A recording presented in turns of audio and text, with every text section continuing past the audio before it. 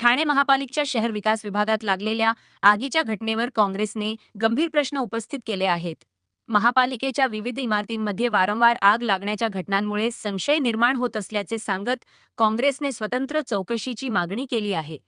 शहर विकास विभाग हा संवेदनशील विभाग असून येथे महत्त्वाच्या फाईल्स व कागदपत्रे असल्याने आगीचे गांभीर्य वाढले आहे. जळालेल्या फाईल्सची यादी सार्वजनिक करावी, सर्व नोंदींचे ऑडिट करावे, तसेच महापालिकेच्या इमारतींचे तातडीने फायर ऑडिट करण्यात यावे, अशी मागणी काँग्रेसने केली. नागरिकांचा विश्वास टिकवण्यासाठी प्रशासनाने पूर्ण पारदर्शकता दाखवावी, असे काँग्रेस जिल्हा शहर अध्यक्ष राहुल पिंगळे यांनी म्हटले. ठाणे महानगरपालिकेच्या ज्या वास्तू आहेत, या आधीसुद्धा शहर विकासमध्ये अशा पद्धतीची आग लागण्याची घटना घडलेली होती. नुकतीच गावदेवीची घटना आगीची घडली, तिकडे जीवितहानीसुद्धा झालेली होती. आणि पुन्हा एकदा आगीची पुनरावृत्ती या महानगरपालिकेच्या मुख्य कार्यालयाच्या वास्तूमध्ये या शहर विकास विभागामध्ये झालेली आहे. तर आम्ही आज त्याचीच माहिती घेण्यासाठी आणि पाहणी करण्यासाठी आलेलो होतो की नक्की ही आग कुठे लागली, कुठली कुठली कागदपत्र याच्यामध्ये त्या आगीच्या भक्षस्थानी पडलेली आहे किंवा काय घडलं, कसं घडलं. पण वेळीच ते फायर अलार्म्स वाजले आणि सुदैवाने जसं गावदेवीची घटना घडली ती रात्रीची वेळ होती, सकाळची वेळ होती, त्यामुळे प्रशासकीय यंत्रणा तातडीने कामाला लागली आणि आग या ठिकाणी विझवली गेली. त्यामुळे पुढची एखादी चुकीची घटना या ठिकाणी घडली नाही.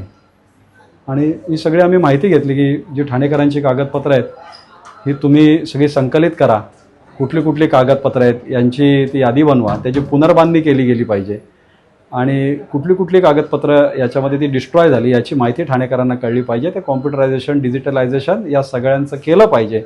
आणि ज्यावेळी महानगरपालिका या फायरचे नियम असतील हे आपली बाकी ठिकाणी आपण जेव्हा लागू करतो, कुठेतरी त्यांनीसुद्धा आत्मपरीक्षण या ठिकाणी करणं गरजेचं आहे आणि आपल्याला सक्षम करणं गरजेचं आहे की अशा घटना या वारंवार या ठाणे शहरामध्ये किंवा ठाणे महानगरपालिकेच्या वास्तूंमध्ये किंबहुना ठाणे शहरात कुठेही या घडता कामा नये.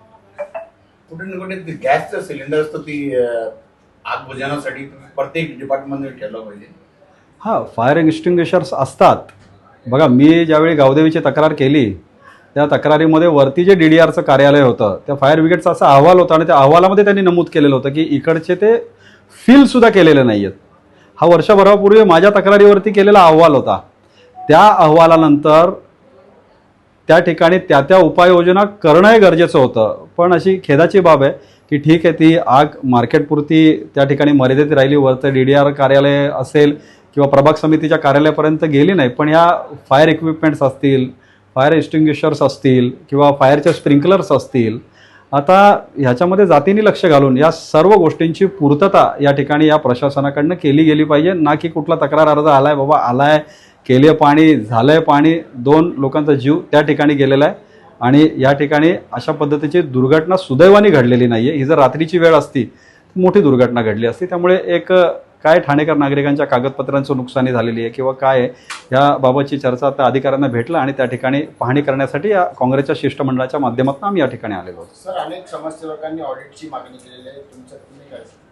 निश्चित तो त्यांच्या काम करण्यातल्या प्रक्रियेचा भागच आहे. त्या फायली डिजिटलायझेशन करून त्या कॉम्प्युटरमध्ये फीड करून ठेवायच्यात.